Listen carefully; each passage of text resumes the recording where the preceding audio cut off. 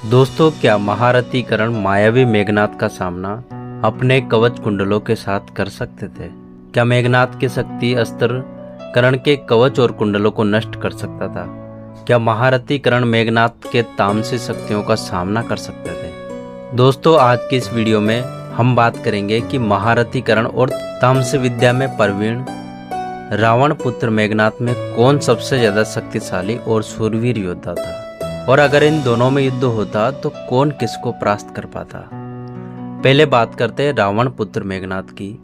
कहा जाता है कि उनके जन्म के समय महाबली रावण ने नवग्रहों को इस तरह नक्षत्र में रखा था कि उनका पुत्र मेघनाद बहुत ही ज्यादा शक्तिशाली और बुद्धिमान हो। लेकिन शनिदेव ने अपने स्थान को बदल दिया था, फिर भी रावण पुत्र मेघनाद बहुत ही ज्यादा शक्तिशाली उत्पन्न हुआ था। कहा जाता है कि मेघनाद रावण से भी ज्यादा शक्तिशाली था और उन्हें अतिरथी की श्रेणी में भी रखा जाता है। और अगर हम बात करें कर्ण के जन्म की, तो उनका जन्म भी रहस्यमय तरीके से हुआ था।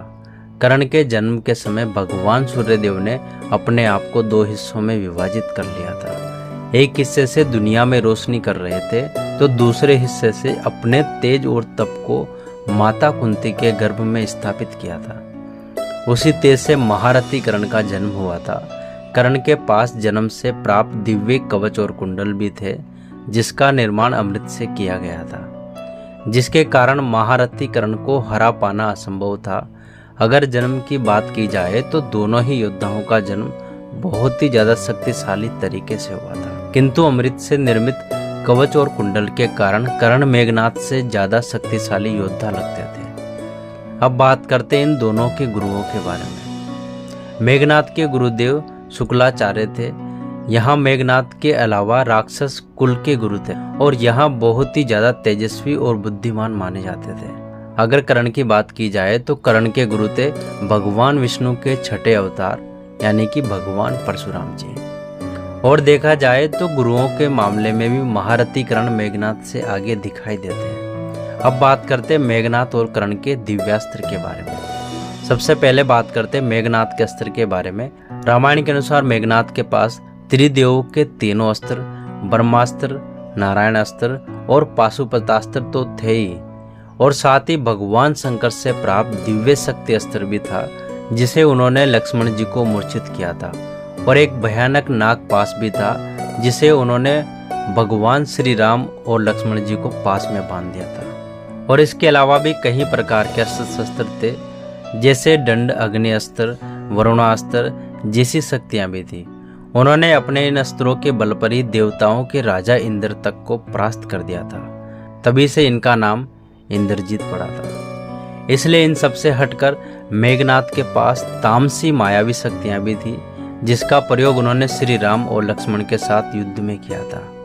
और अगर हम बात करें महारथी कर्ण के अस्त्रों के बारे में, तो कहा जाता है कि भगवान परशुराम जी ने उन्हें अपने परशु को छोड़कर अपने सभी दिव्यास्त्र प्रदान किए थे, जिसमें ब्रह्मास्त्र, पाशुपतास्त्र, नारायण अस्त्र, वैष्णव अस्त्र, भार्गव अस्त्र जैसे कई सारे दिव्यास्त्र थे। और कहा जाता है कि महारथी कर्ण के पास एक महाशक्तिशाली सांबव अस्त्र भी था, जिससे वह शत्रु को छोड़े हुए सभी प्रकार के अस्त्रों को आसानी से विफल कर सकता था। इसी महान शक्तिशाली दिव्यास्त्र से कर्ण ने इंद्रदेव को भी झुकने पर मजबूर कर दिया था। और साथ ही महाभारत युद्ध के समय जब घटोत्कच ने तामसी माया का प्रयोग किया था, तो महारथी कर्ण ने बड़े ही आसानी से उनका सामना किया था। इसलिए हम कह सकते हैं कि महारथी कर्ण मेघनाद के मायावी शक्तियों का सामना आसानी से कर सकते थे। इसलिए अगर शस्त्रों के मामले में देखा जाए तो यहाँ पर दोनों ही वीर बराबर दिखाई देते हैं। अब बात करते हैं, अगर दोनों ही वीरों में युद्ध होता तो कौन किस पर भारी पड़ता। दोस्तों, मेघनाद के पास ब्रह्मा जी से प्राप्त वरदान था कि उनकी मृत्यु केवल उसी के हाथों होगी जिसने 14 वर्ष तक कठोर ब्रह्मचार्य और बिना कुछ खाए पिए तप किया हो। वही व्यक्ति उन्हें मार सकता है।